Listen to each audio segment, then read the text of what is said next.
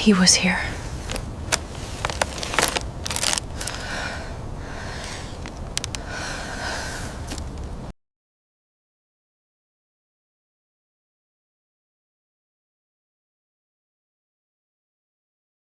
When a suspicious fire gets the back rooms of Mount Rehoboth Baptist Church, the firefighters discover a half-burned diary behind the old choir robes entries written by a boy who was declared dead 26 years ago. But according to the surviving pages, he never died. Before we get into the case file, just a quick note. If stories of hidden motives, dead ends, and unexpected turns are your thing, make sure you're subscribed. Hit the bell so the next mystery finds you first. Now, let's open the file. In a quiet black church community in rural Georgia, a respected retired choir director named Vernon Stokes begins questioning the events surrounding the tragic death of a young Choirboy back in 1999. The boy's diary suggests someone close rewrote the truth, and that Vernon himself may have been manipulated into helping cover it up. As Vernon spirals through guilt, flashbacks, and mistrust, he must unravel a psychological game that spanned decades, while coming to terms with what he might have seen, or ignored. The smoke clung to the stained glass windows like the fingers of something ancient. It wasn't a big fire, no lives lost, no ambulances called, just enough damage to make the back rooms of Mount Rehoboth smell like soot and salt, like burnt hymnals and wet wood. The congregation stood in loose, murmuring clumps outside, watching the orange glow fade behind fire truck sirens and thick globs of hose water pooling around the deacon's shoes. Vernon Stokes sat in the folding chair they brought out for him. His knees weren't what they used to be. 83 this spring, heart pumping slower than it should, skin sagging like old robes. But his mind, it was sharp as Sunday's announcements, still remembered every note of Mahalia Jackson, every solo he ever coached, every voice that ever lifted behind him in that choir loft, including Micah's. "Brother Stokes," said Pastor Colby, placing a hand on his shoulder. "They say the fire started in the back closet near the baptismal gowns. Could have been old wiring. We're lucky it didn't reach the main sanctuary." Vernon nodded, distracted. He wasn't focused on the sanctuary. He was watching the firemen walk out, carrying something blackened, crumbling in places like a warped folder. Vernon squinted against the dusk. The fireman handed it to the sheriff, who looked down at it, then paused. That's when Vernon saw the sticker, still stuck to the curled corner. A faded, peeling Sunday school tag.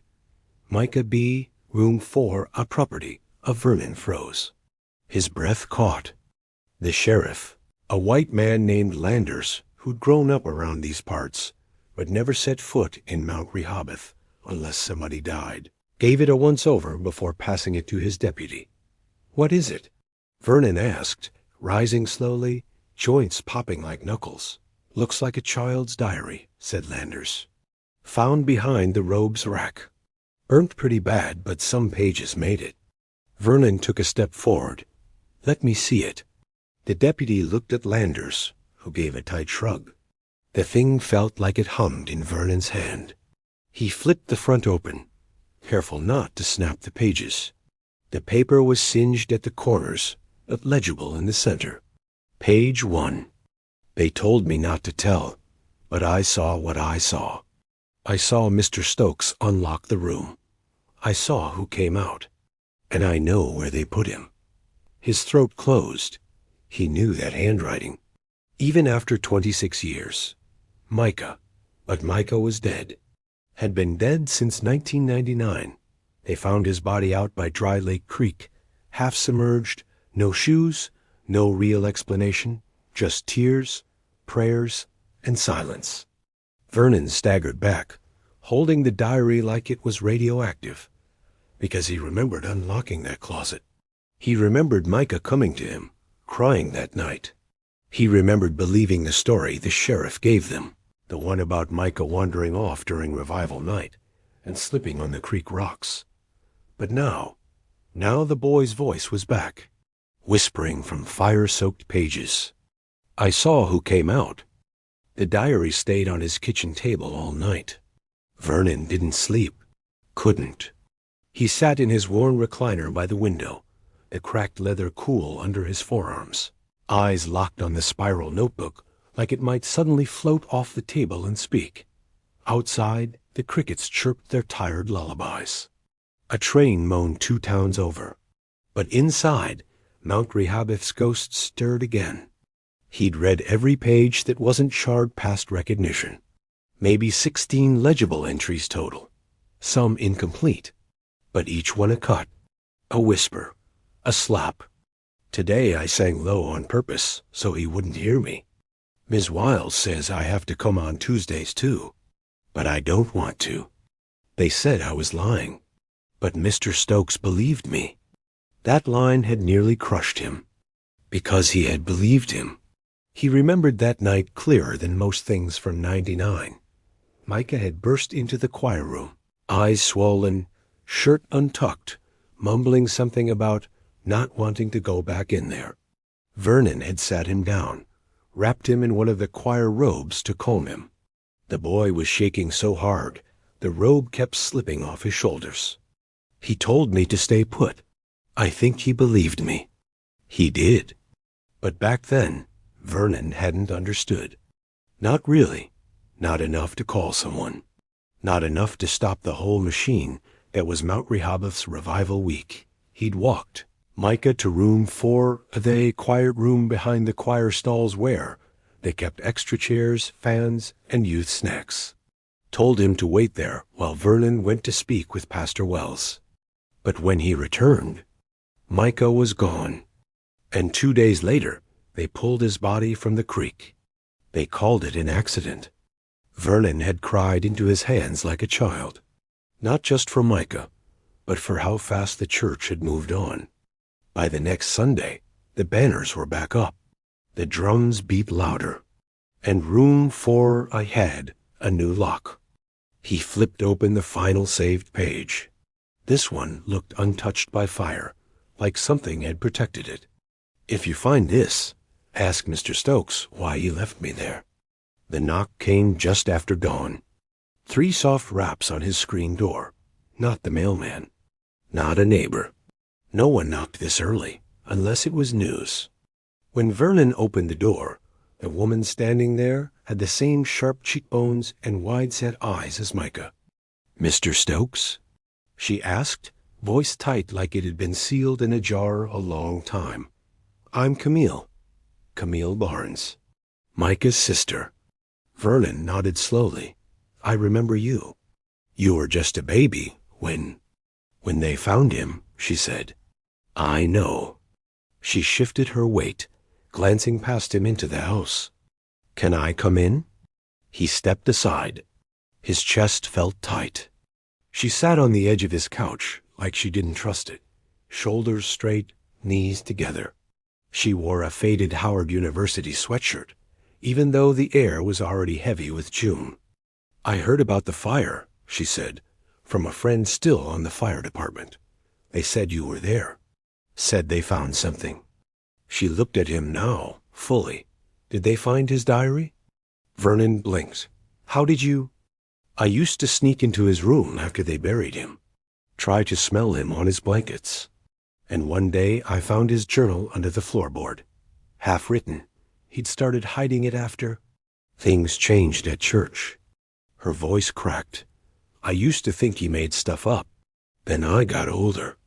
I figured maybe I didn't want to believe what he was writing." Vernon stood, walked slowly to the kitchen table, and returned with the burned diary in both hands. Camille took it like it was a sacred object. She didn't open it, just held it, breathing deep. "I read it," Vernon said finally. "All the pieces I could."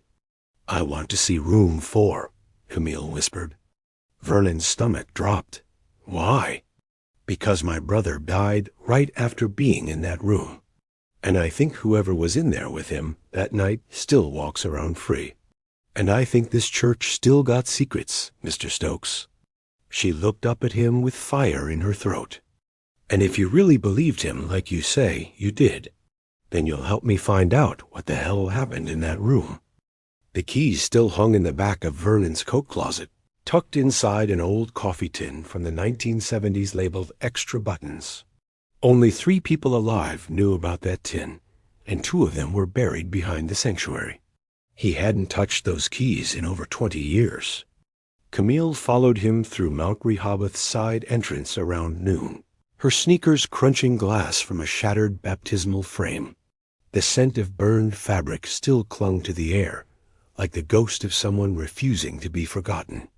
"Hasn't changed much," she muttered, eyes scanning the familiar stained walls, the dusty old organ by the choir loft. "It has," Vernon said.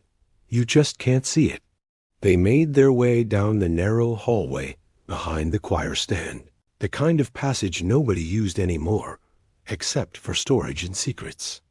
The paint on the walls had bubbled from the fire, and the overhead light flickered weakly as Vernon pressed the key into the door marked Room 4A. The door hesitated like it remembered being locked for good reason. It opened with a groan. The room was smaller than Camille imagined, barely 10 feet wide, with 2 windows painted over in thick cream, yellowed with time. One folding chair in the corner, an old fan, and a dented file cabinet that looked like it had lost a fight with a hammer. The air was wrong thick, too quiet, too still. "This where you left him?"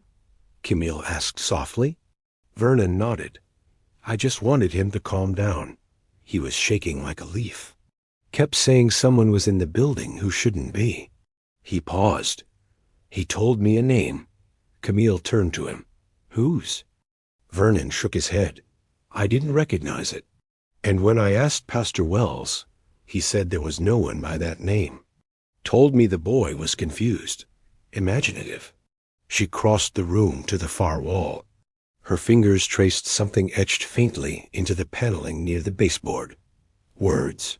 Scratched deep, but shallow enough to be hidden under fresh paint. He was here. Her hand trembled. "There used to be a vent here," she said suddenly, pointing at the floor near the wall. "I remember. Micah used to drop gum wrappers down it when Mama made him clean the pews." Vernon knelt down, eyes scanning the floorboard. She was right. There were square seams, faint, but there. Someone had covered the vent with plywood and linoleum years ago. "I'm going to pull it up," he said. "No," Camille said sharply, stepping back. "Let me." She was already crouching, her hands flat against the floor, looking for a way in. Vernon handed her his pocketknife, and she pried at the edge until the board groaned up and revealed the dark hollow beneath. A space not more than 12 inches deep, but deep enough to hide something. She reached in, pulled out a child-sized sneaker, caked in dust and decades-old grime. Her breath hitched, blue and white, the same kind Micah wore every Sunday, still laced, still tied. She dropped it. There was something else down there, wrapped in a piece of plastic. Camille unfolded it with trembling fingers. A photograph. A candid shot. 4 boys standing near the church parking lot. 2 of them laughing. One of them, Micah, was looking directly at the camera. His face pale, uneasy. The 4th boy stood off to the side. Camille turned the photo over. A name was scribbled in red pen. Rudy Ellison minus 1,999. She froze. Vernon took the photo, staring hard. The name did mean something to him. Rudy he wasn't a member here, Vernon murmured. I think he was part of some summer youth program from out of state. We had visiting churches sometimes. Pastor Wells used to rotate them in. Never stayed long. Camille stood slowly. Her face had gone cold. My brother was scared of that name, she whispered. He wrote about him once. Said Rudy was always watching. Said he wore a necklace with a tooth on it. Vernon closed his eyes. I remember that boy, he said softly. He gave me a chill. Always too quiet, and when you looked away, you could feel him still watching. Camille folded the photo. I'm going to find him. Vernon looked at her, something heavy settling behind his ribs. "You think Rudy killed Micah?" Camille shook her head. "I think Rudy was the reason Micah died. But I don't think he acted alone."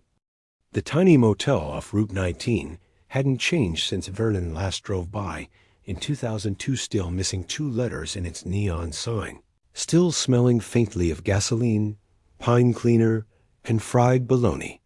It sat in the shade of an old billboard for a gospel revival that had peeled halfway off. Camille insisted they check it first. That's where visiting youth pastors used to stay, and maybe where Rudy Ellison had slept. Vernon sat in the passenger seat of her old Honda Civic, running his thumb over the edges of the photo. Rudy. He looked 15 in the picture, maybe 16, tall, wide-shouldered, unblinking. You could barely make out the twine necklace around his neck, with what looked like a tooth hanging from its shark, maybe, or animal. Vernon couldn't tell. "You sure you want to do this?" he asked. Camille didn't look at him. "You saw what was in that vent. My brother's shoe. That photo. That's not just memory, Mr. Stokes. That's proof." She stepped out before he could stop her and marched into the front office. The desk clerk, an older black woman with gold teeth and pink rollers, barely looked up. "We ain't got no vacancies." Camille placed the photo on the counter. "We're not here to stay." The clerk's eyes drifted to the image. Her fingers froze on the desk. Slowly, she picked up the photo. "Him," she said after a long pause. "He stayed here. Summer of '99. Big for his age. Didn't smile much. You remember his name?" Camille asked. The woman gave her a look. "Baby, you don't forget boys like that. Rudy Ellison, from South Carolina. Church brought him in with 2 vans, some youth leadership thing. Pastor Wells used to do that, remember?" she said, glancing at Vernon. "Used to brag about it on the radio. You remember anything else?" Camille asked. The woman's expression changed, subtle but colder. "There was an incident," she said slowly. "Couple kids left early. 1 white boy, 1 from over near Warner Robins. Never came back. Church said it was family matters, but one of the housekeepers found a switchblade wedged in the bathroom wall upstairs." Vernon stiffened. "Room 209? She nodded. Camille's voice was steady. "Is the room still there?" The woman hesitated, then reached under the counter and slid them a rusted key card with faded marker ink across the top. 209. The second-floor hallway creaked like an old ship. Room 209's door groaned open under Camille's hand. It was mostly empty now. No minibar, no TV, no comforter. The carpet had been stripped down to thin plywood, and the windows had newspaper taped across them. "He was here," Camille whispered. Vernon felt it too. That subtle hum in the air. Like a room that had held too much fear, too much watching, too much silence. Camille moved to the far wall and squatted low. There, wedged between 2 panels, was a small rusted chain stuck tight in the floor. At the end of it, a shark tooth, stained yellow. She picked it up with shaking hands. The necklace. Her breath caught. Under the chain was a folded piece of cloth. Vernon crouched beside her and helped unfold it, revealing a church pamphlet from Mount Rehoboth.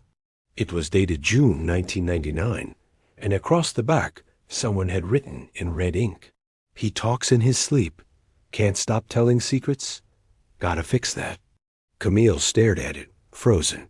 He meant Micah. Vernon reached for his phone. He hadn't done this in decades. But now, he needed records. He needed names. He called Elsie. Elsie Jacobs had been the church's secretary for 30 years, and Vernon's cousin twice removed. She picked up on the 3rd ring.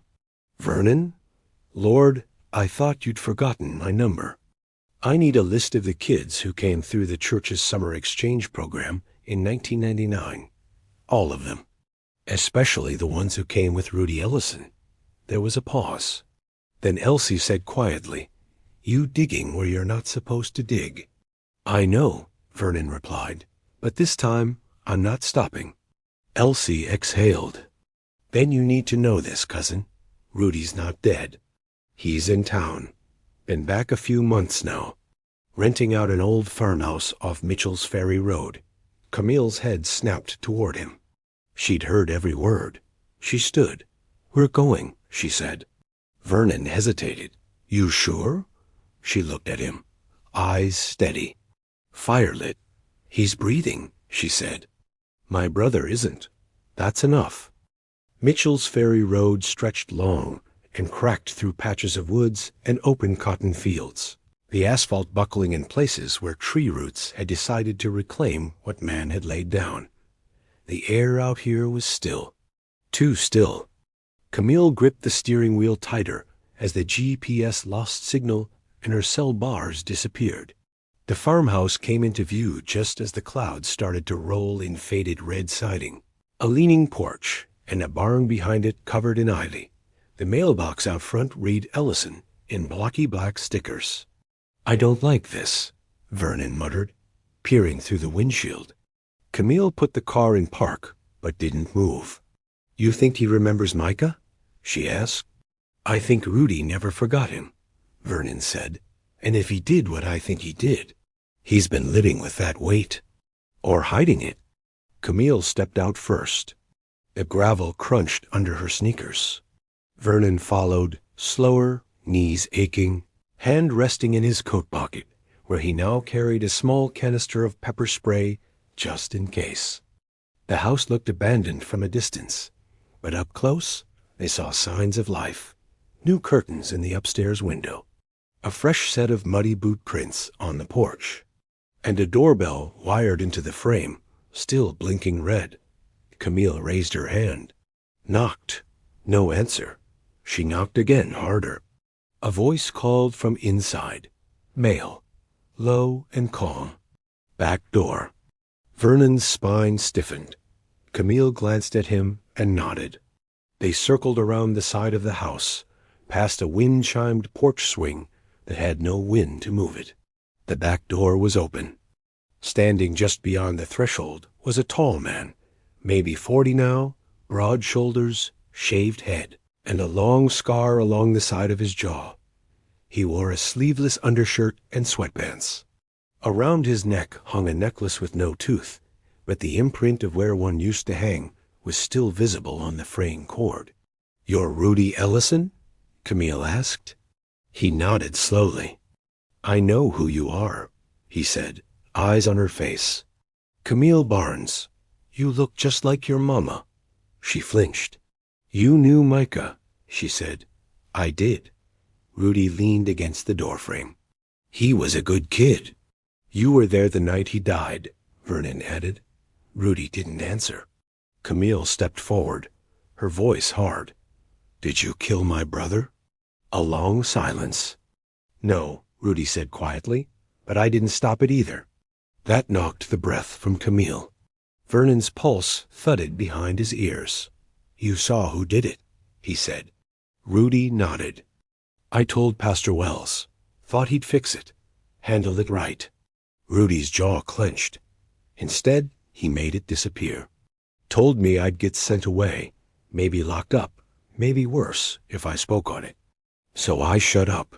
I shut all the way up. Went home and never came back. Camille took a shaky breath. Who did it, Rudy? His eyes flicked toward the barn.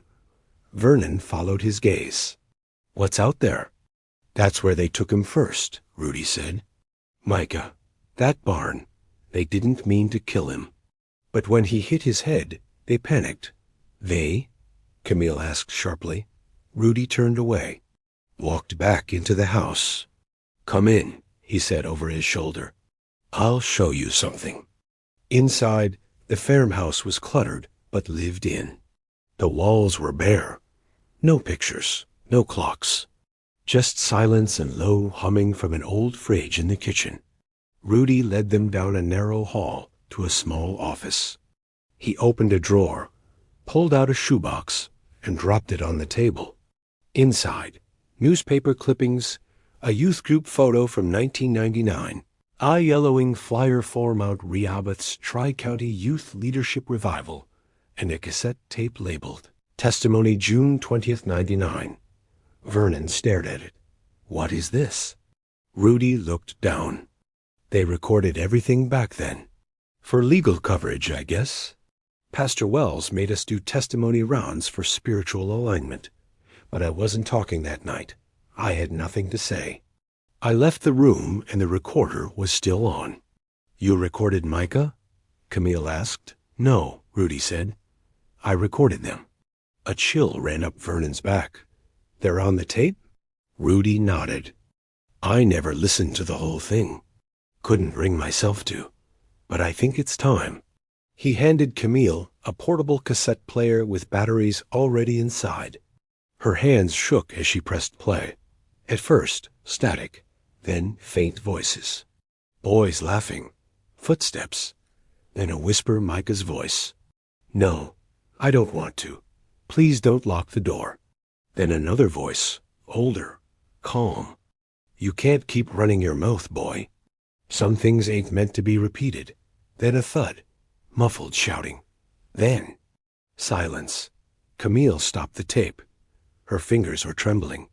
Whose voice was that? She asked. Vernon was staring down at the table, hands clenched. I know that voice, he whispered. I'd recognize it anywhere. He looked up, his face ashen. That was Deacon Lionel Wiles. Deacon Lionel Wiles. The name clanged through Camille's skull like a church bell, cracking on Sunday morning. Vernon leaned forward at Rudy's rickety kitchen table, elbows pressed hard into the wood, like he was holding himself up by sheer force of will. The old cassette player still sat between them, whirring softly from the stopped tape. Camille whispered, You're sure? I heard him say that phrase 1,000 times to little boys who didn't fall in line, Vernon said, eyes distant. Some things ain't meant to be repeated. That's him. Always said it when the choir kids asked questions. Rudy nodded slowly. He ran those boys hard. I saw bruises. I asked about them. The ones who complained too much didn't come back the next summer. Camille's breath trembled. So why didn't anyone stop him? Vernon's silence said enough. The man had been deacon of discipleship for nearly 30 years, a Vietnam vet turned church father. Polished shoes, tight-lined hair, a voice that echoed like thunder in every Sunday school hallway. He was also Micah's spiritual mentor. I thought he was strict, not dangerous, Vernon said. But I didn't see everything. And by the time Micah died, Pastor Wells made sure all the questions got buried under revival flyers and chicken dinners. Camille's hands curled into fists. Not this time. She stood, pacing, then turned to Rudy. Where's Deacon Wiles now? Rudy scratched his jaw. He left town for a while after Micah's death, said it wounded his soul. His voice was bitter now. Came back around 2010. Last I heard, he was living off Highway 92. Somewhere quiet, near a lake. Alone? Vernon asked. Rudy nodded. Wife died? No kids. Just him, a dog, and a bunch of old sermons nobody listens to. Camille stared at the tape player. He still got influence. Oh yeah, Vernon said. Folks still call him Elder Wiles, like he walks on the Jordan every weekend, especially the older members. The ones who think questioning the past is the devil's work. But this? Camille held up the cassette. This is evidence. This is his voice. Hurting my brother. It's not enough, Rudy said. Not after all this time. It's grainy, and nobody outside this room would know that's him. You bring that tape to the sheriff now. They'll say it's fabricated. Camille stared at Rudy like he'd slapped her. So what do we do? She asked. You get more, Vernon said. She turned to him. More? Wiles didn't just hurt one child. If he did this to Micah, he did it to others. And there's always someone who remembers. You just have to ask the ones who are never asked. Rudy hesitated. There's one, he said. Andre Kelly. He was 12 that summer. I remember him limping during morning prayer. Said he slipped on the gravel. But he wouldn't look nobody in the eye after. Vernon's brow furrowed. Andre moved up to Atlanta. I ran into his aunt at a funeral 2 years back. Said he don't talk about church no more. Changed his name. I'll find him, Camille said. If he saw something, if he knows something, I'll get it. Rudy nodded, but his face looked heavy. It won't be easy. Those memories, they don't like to come up. Especially not when the whole town keeps calling your abuser man of God. They drove back into town under a sky that had turned the color of old bruises. Camille dropped Vernon off at his house, but didn't go in. She sat with the engine running, phone open to search. She typed, Andre Kelly, Atlanta. Changed name. Youth choir, 1999. Nothing obvious came up. Then she remembered what Rudy said. Changed his name. But how far? She opened the photo from the shoebox. Rudy and Micah weren't the only ones in it. There on the left was a boy with crooked glasses and a big forehead. Quiet, nervous posture. She opened Facebook. Searched Kelly Youth Choir, 1999, Georgia. 2 scrolls later, she froze. Marcus Kelly, Atlanta-based trauma counselor, specializing in spiritual abuse survivors. A photo confirmed it. Older, beard now, glasses gone. But the eyes were the same. She clicked message. Hi, Mr. Kelly. I'm Camille Barnes, Micah Barnes' sister. He died in 1999. We need to talk. I believe you know why. Back at his house, Vernon poured himself a drink he hadn't touched in years. Dark liquor. Quiet burn. He pulled Micah's diary from the kitchen drawer. Flipped to the back. There, scratched lightly into the last page with a pen pressed too hard, were words he hadn't seen before. He told me if I talked, I'd go to hell, but I already lived there. Vernon lowered the glass. Closed the diary. He picked up his phone. Dialed. It rang 5 times before someone answered. Mount Rehoboth Baptist Church office, a voice said brightly. This is Vernon Stokes, he said. I need to schedule a meeting with the church board. Can I suggest every last one of y'all show up? Camille checked her phone at least 30 times before he replied. She'd sent the message to a Marcus Kelly around midnight. By the time the morning birds started chirping outside her window, she was sitting up in bed, heart pounding every time the screen lit up. At 6:43 a.m. It did. From Marcus Kelly. I remember Micah. Meet me today. Somewhere private. Do not bring anyone else. I'll text an address. Camille's stomach flipped. At 7:12 a.m., the second message came in. Iron Root Cafe. 11 A.S. Point. Ask for the back booth. The drive to East Point cut through old, crumbling parts of Atlanta graffiti-slick buildings, sun-faded brick. The kind of city streets where silence was never empty, just waiting. Iron Root Cafe was small, tucked beside a boarded-up video store and a check-cashing spot. Inside, it smelled like cardamom and burnt coffee grounds. Camille scanned the room. The back booth was already occupied. He looked older than the boy in the photo, maybe. Late 30s now, but his posture was the same. Guarded, shoulders stiff. He wore a gray zip-up and black jeans, his phone face down on the table, hands clasped tight. Mr. Kelly? She asked. He looked up slowly. Camille Barnes. She sat across from him. He waited until the server dropped off 2 waters before speaking. I always wondered if someone would come looking, he said. Didn't think it'd take over 20 years. Camille slid the photo across the table. That summer, 1999. Do you remember Rudy Ellison? His eyes didn't move to the photo. I remember all of them, Marcus said.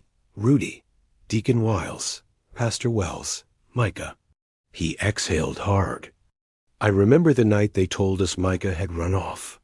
I remember sitting in a prayer circle 2 days later, and nobody saying a damn thing. Camille didn't blink. You saw something, she said. Marcus stared at her. then looked down at the photo. I saw them take him into the barn. Camille leaned in. Who's them? Wiles, and another man I didn't recognize. Older, maybe a parent, or someone from the visiting group. He wasn't from Rehoboth, but he moved like he belonged. Micah was crying, Marcus said, his voice thinner now. I saw Wiles grab his shoulder and say, "We talked about this already?" Then they shut the door. He looked up. I should have screamed. I should have told someone. But I was 12, and I already knew what happened to boys who opened their mouths in that church. Camille placed the cassette recorder on the table, pressed play. The static buzzed. Then Micah's voice, then Wiles's, then the thud. Marcus flinched. His hand shot out and stopped the tape. He swallowed hard. That's him. Lionel Wiles. That's exactly how he talked when nobody else was around. Camille slid her phone across the table. Would you be willing to say that on record? Marcus hesitated. His fingers tapped the edge of the table. I've spent my entire adult life helping other survivors talk, he said, but I never told my own story. He looked her dead in the eye. Micah deserves a voice. Yeah, I'll go on record. But not just for him. For all the boys who went quiet so the choir could sing louder. Meanwhile, back in Lanton, Vernon sat in Mount Rehoboth's side chapel, surrounded by 6 members of the church board. The walls still bore soot marks from the fire, but the table was freshly wiped. The chairs dusted off, like the building was trying to clean up its sins. Sister May Blanton, secretary of the board, silver curls and sharp tongue, adjusted her glasses. Brother Stokes, I must admit I was surprised to get your call. What's this about? I've come to speak about Micah Barnes, Vernon said evenly. There was a shift, a silence. Pastor Colby cleared his throat. That matter was long settled, Brother Stokes. A tragic accident. Vernon placed the cassette player on the table. I'm not here for comfort. I'm here for truth. He pressed play. Same voices, same thud, same silence when it stopped.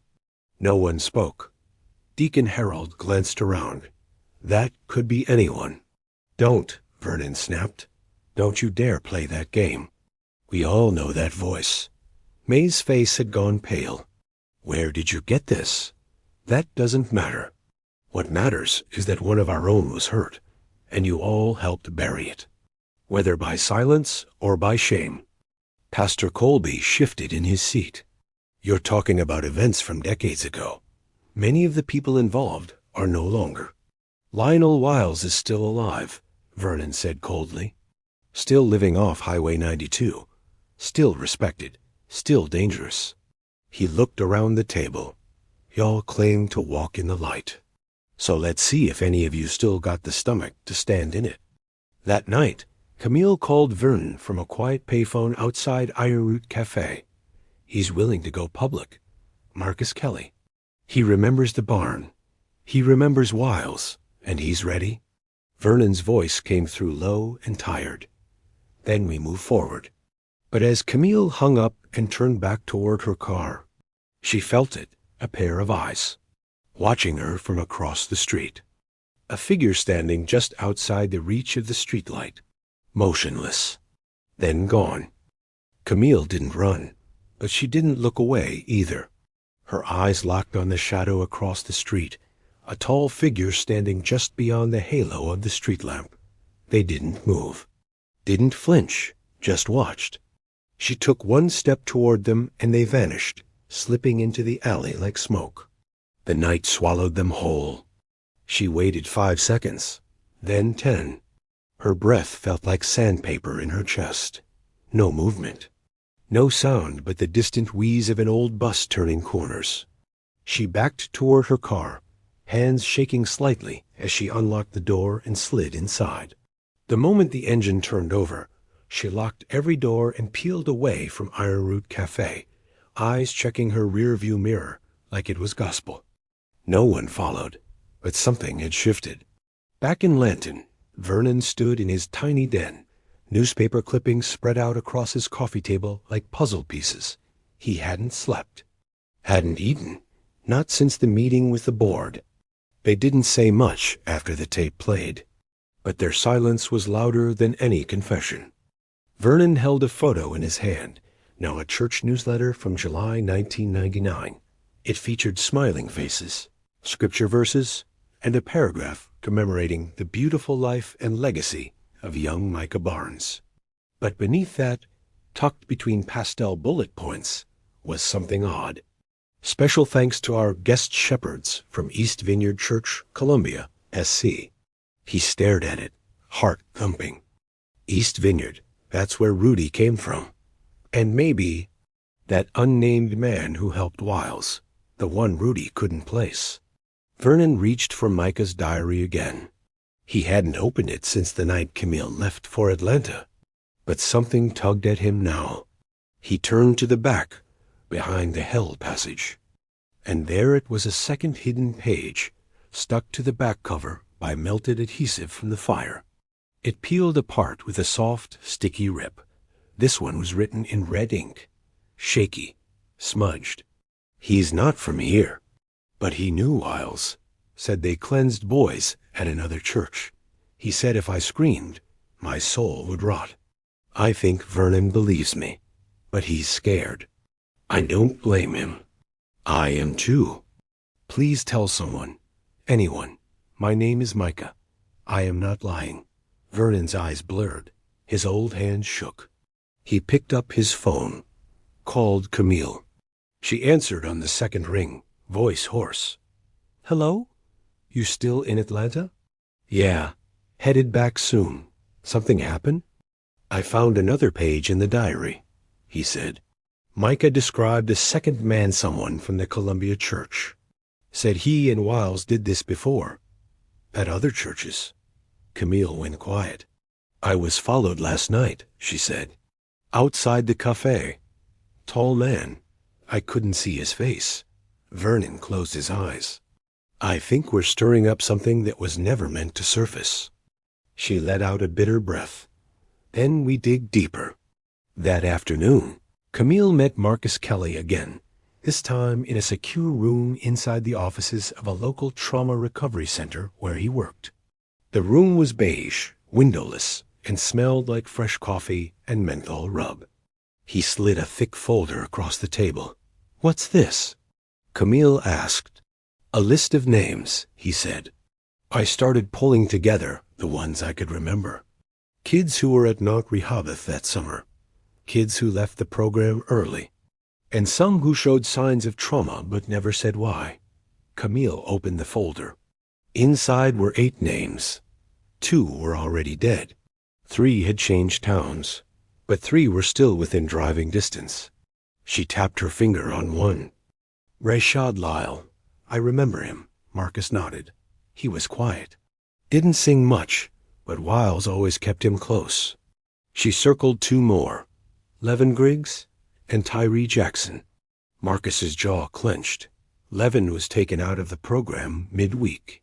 His uncle told the church he had a discipline issue, but I remember he came to breakfast with a black eye. Camille looked up. If I can get them to talk, if I can connect their stories to Micah's, this becomes more than a tape. This becomes a pattern. Marcus handed her a flash drive. I digitized the audio. You need a backup. Wiles has friends in places. People forget to look. If this tape disappears, you still need proof. Camille gripped the drive like a lifeline. As she stepped into the hallway to leave, Marcus called after her. Camille? She turned. I'm proud of you, he said. But be careful. Churches like that, they don't confess. They erase. That night, Vernon's mailbox was open. He hadn't left it that way. Inside was a single envelope. No stamp, no name. Just a folded piece of white paper. On it, typed in bold, Stop digging. He died for a reason. Underneath that, scrawled in pen, Hell isn't done with you yet. Camille didn't sleep. Not after hearing what Vernon found in his mailbox. Not after reading that threat out loud twice until the rage settled deep in her gut like a stone that wouldn't move. He died for a reason. Hell isn't done with you yet. Micah's voice haunted the diary. But now? Now the devil was speaking back. By sunrise, she was already in the car, armed with a folder of names and Marcus's digitized tape backed up to 3 cloud accounts. The address she drove to first was only 40 minutes from Lanton. Reshad Lyle, now working at a tire warehouse in Macon. The place was tucked behind a barbecue shack, its tin roof glittering with dew. Camille walked in wearing jeans and confidence, both tight. She asked the front clerk for Rashad, said she was doing an alumni spotlight piece on the Mount Rehoboth Youth Revival, 1999. The woman at the desk blinked, then laughed under her breath. "Oh, girl," she muttered, "you talking about that church. Don't know if Rashad gonna like that." 10 minutes later, he came out. Rashad Lyle was bigger now, built like a linebacker, beard full, eyes hard. But when he saw the photo, Camille slid across the breakroom table Micah, smiling nervously, and that choir polo, his shoulders dropped. "You came a long way to ask me about ghosts," he said. Camille didn't blink. "Did you see what happened to him?" "No," Rashad said, "but I know who did it." She leaned forward. He took a long breath. "Micah came to my bunk the night before he died, told me he was scared, told me Deacon Wiles had a friend who kept asking weird questions about his mama, asking if she left him alone a lot, if he was ripe.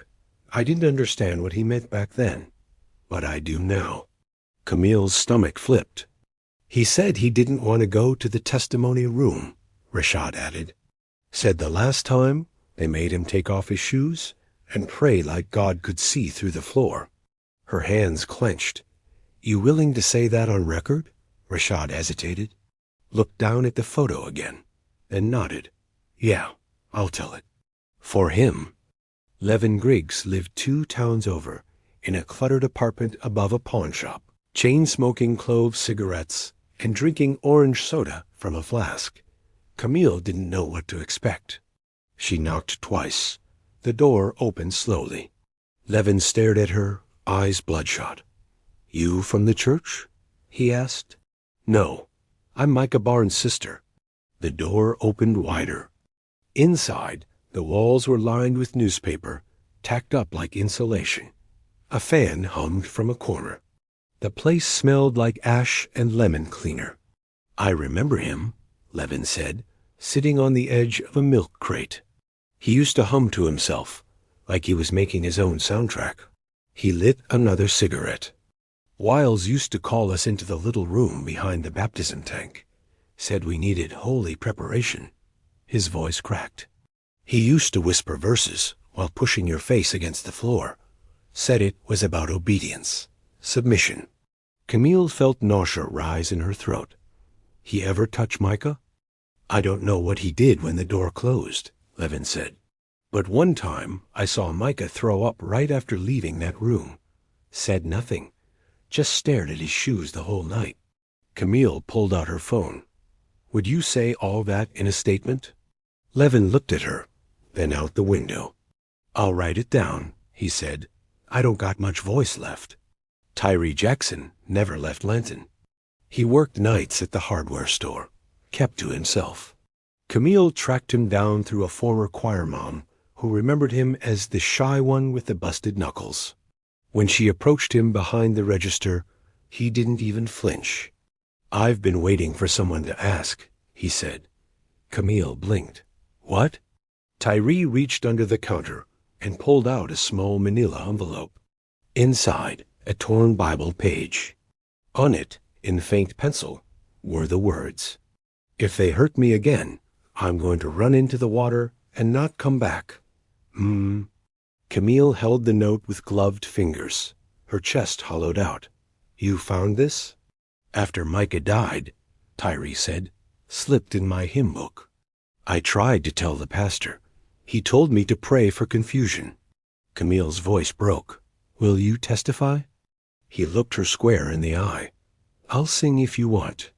By nightfall, Camille sat on Vernon's couch, papers fanned out, voice hoarse from everything she'd heard that day.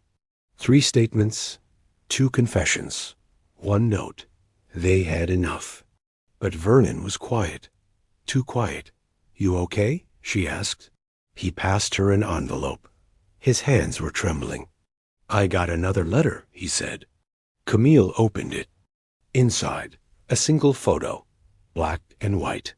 Vernon, aged, maybe 35, standing in front of a church bus. Behind him, Pastor Wells and Deacon Wiles. At his feet, barely visible, a small boy crouched by the tire, Micah. On the back, a message was scrawled in red ink. "You were there too, Vernon. You opened the door." Vernon hadn't spoken in 20 minutes. The photo lay between him and Camille like a loaded gun. The scrawled message on the back kept ringing in his head, louder than the quiet of his living room, louder than the crickets outside, louder than the voices in those tapes. "You were there too, Vernon. You opened the door." And he had, in every possible way. "I thought I was helping," he said finally, voice rough. "Micah came to me shaking, crying. I thought I was giving him a safe room. I didn't know I was handing him over." Camille sat across from him, shoulders tense, jaw clenched, but she didn't yell. She didn't curse. She just said, "You believed him." Vernon's eyes filled. "And it wasn't enough." "No," she said softly. "But it's enough now. We still have a chance to do right by him, even if we're late." He nodded slowly. She placed a hand on the table. "That letter, it's trying to guilt you into silence. Whoever sent it knows we're close, knows we're building something they can't stop." Vernon reached down and opened a box beneath his armchair. It was full of old church documents, scribbled notes, revival rosters. He pulled one out, yellowed and torn at the corners. 1999 Tri-County Youth Leadership Revival. Orientation packet. Camille scanned it. Her eyes widened. "This is a full participant list." He nodded. "Everyone who registered, with signatures. Back when paperwork meant something." She flipped to the 3rd page. There it was. Guest shepherds, visiting chaperones. 1. Deacon Lionel Wiles, Mount Rehoboth Baptist, Gay. 2. Pastor Claude Wells, Mount Rehoboth Baptist, Ga. 3. Brother E. Grant, East Vineyard Church, Columbia, SC. Camille sat up. E. Grant. That must be the man Rudy couldn't identify. The second one Micah mentioned in the diary. Vernon's jaw tightened. Then we've got a name. She flipped to the final page. In the margins, someone had scribbled initials in pencil next to certain youth names. R.L., a K, L.G. B. Rashad Lyle, Andre Kelly, Levin Briggs, Micah Barnes. Camille stared at it, cold washing through her veins. "This was a list," she whispered. "They were picking them." Vernon leaned forward, like they were choosing who to prepare. She nodded. Or worse. The next morning, Camille drove back to Atlanta, tape in her purse, flash drive in her glove box, and a storm in her gut. She had an appointment with Detective Olivia Ward, a black woman working cold cases who Marcus Kelly recommended. She wasn't with Lanton PD. She worked out of Fulton County, known for taking on cases that other departments buried, especially when it involved clergy, corruption, or abuse cover-ups. Camille met her in a back booth of a quiet breakfast spot in East Point. Detective Ward wore a tan blazer over a vintage Howard tee, her hair in long twists, a soft draw wrapped around sharp words. "You got 5 minutes to make me care," she said. Camille didn't hesitate. She slid the drive across the table. "That has a recording, from 1999, of a child pleading. Of a man Deacon Lionel Wiles threatening him. That child died the next day. They called it an accident." Ward stared at her. "What's the boy's name?" "Micah Barnes," Camille said. "My brother." Ward plugged the drive into her laptop, listened. 2 minutes in, she paused it. "Where'd you get this?" "From the house of Rudy Ellison. A witness. One of the youth group boys. Ward tilted her head. Is he still alive? Yes, willing to testify. So are 3 others.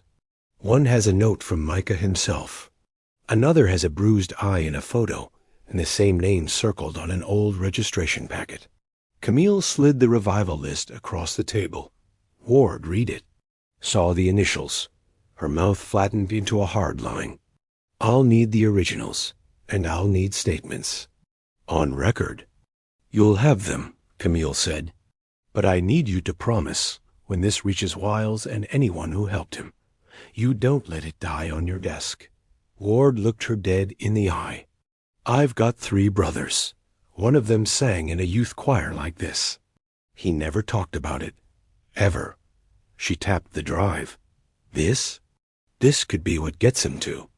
That night, Vernon got another letter. No envelope. Just a note slipped under his door. Confess now. Before the flood comes. Attached was a torn page from a Bible. Genesis 7:10. And it came to pass after 7 days that the waters of the flood were upon the earth. He lit it on fire in the sink, and he reached for his keys, because if the waters were coming, he'd be the one to open the church doors. Vernon unlocked the doors of Mount Rehoboth before sunrise. He didn't care who saw him.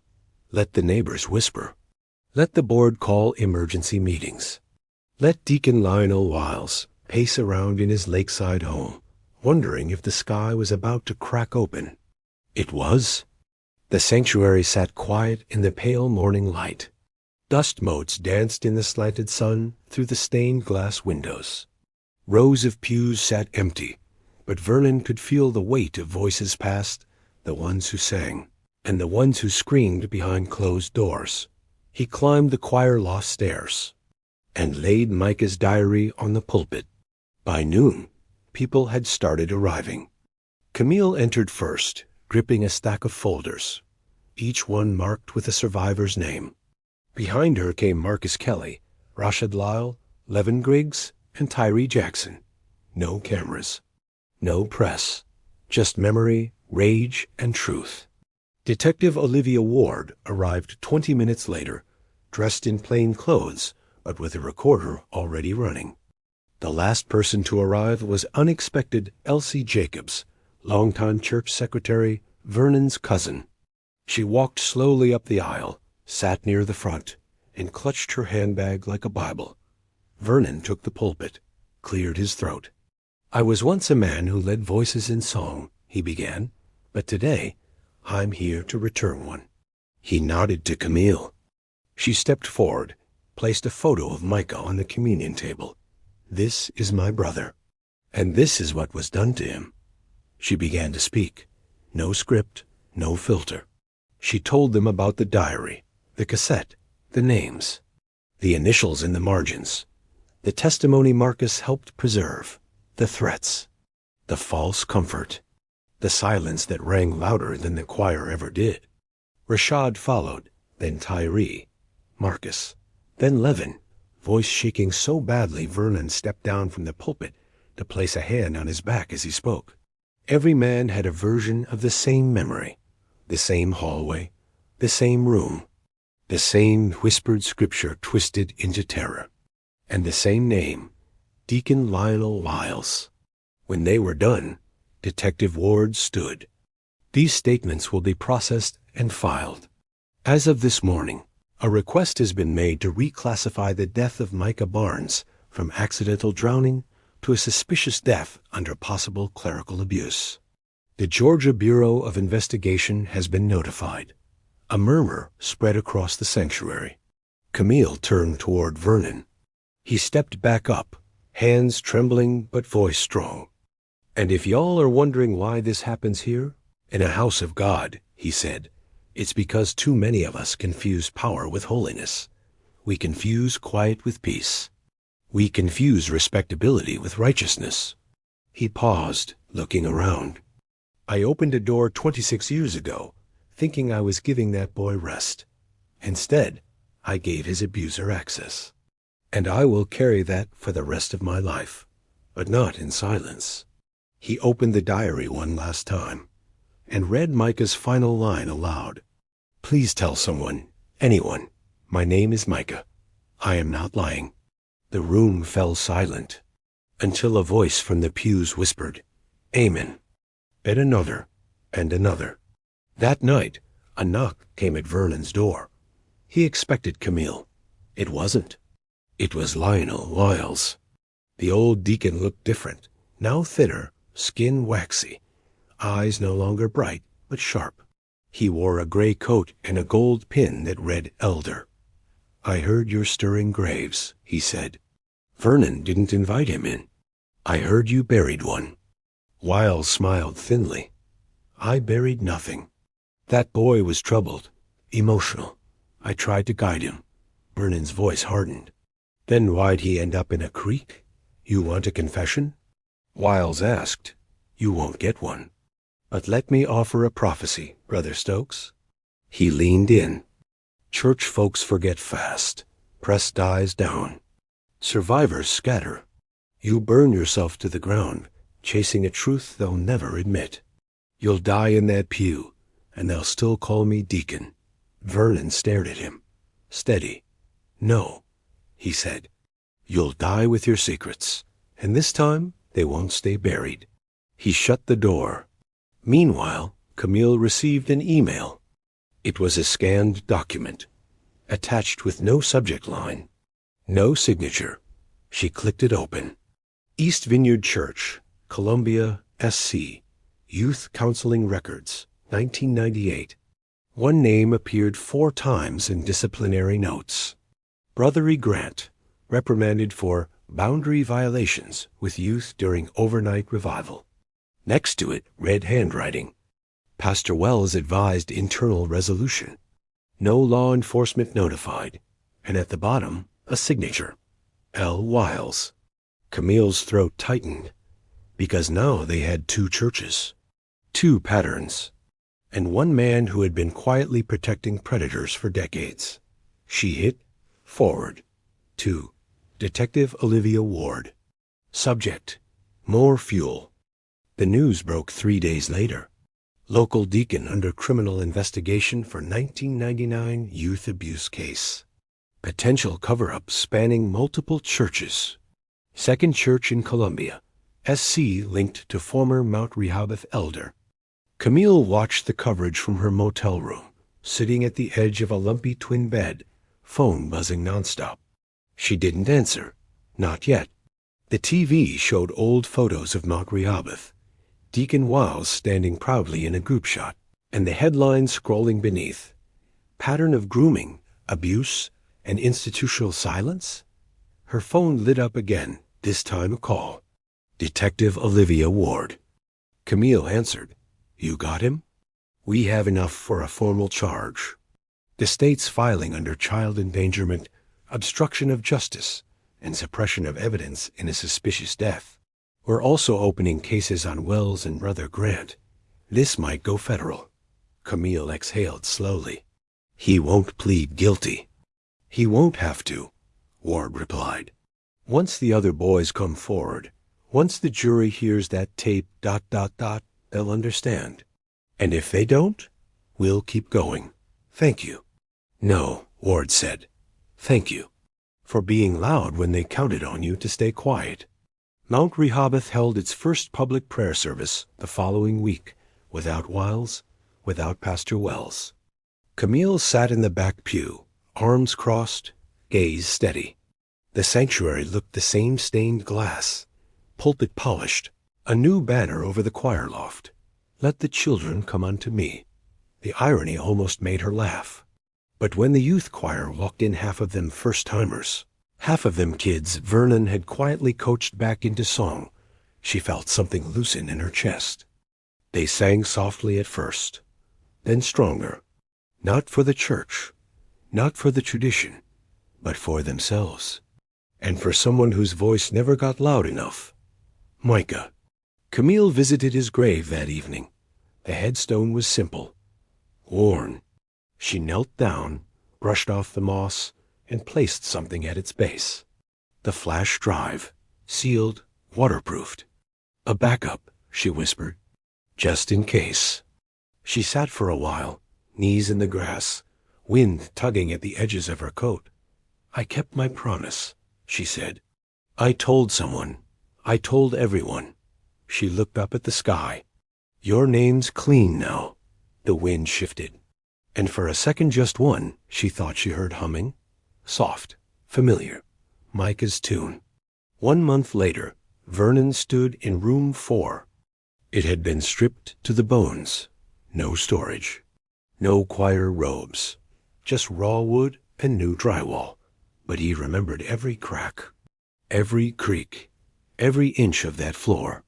He laid something in the center of the room. Micah's diary, bound in fire scars. Pages sealed in laminate now. Next to it, a plaque. This room is no longer for silence. This room is for memory. In honor of Micah Barnes, and all whose voices were stolen before they could sing. He stepped back, closed the door gently, and locked it for the last time. 6 months later, a nonprofit called Micah's Choir opened in East Point. Founded by Camille, run by Marcus, funded by grants and community members. It offered trauma therapy and music education for black boys between 10 and 16. Vernon volunteered weekly, teaching vocal control and how to breathe past fear. In the main hall, one framed photo sat above the piano. Micah, smiling shyly. Choir polo wrinkled, head slightly tilted. Below it, a quote from his diary. Please tell someone, anyone, my name is Micah. I am not lying. Now, everyone believed him. And finally, he was heard. Not every story ends with justice. Some just stop, where the paperwork does. But if you listened closely, this wasn't just about what happened. It was about what we ignore. The assumptions we let slide. The voices we tune out because they don't come in the right tone. Somewhere, someone's living with the fallout of this story. Not as a headline, but as their everyday. So if this story stayed with you, don't let it fade. Shine it forward. Ask more. Doubt what's too quiet. Because what we choose to see, or not see, decides what happens next. Like, comment, share. Not for clicks, but for clarity. Because awareness is how silence breaks, and how truth finds daylight.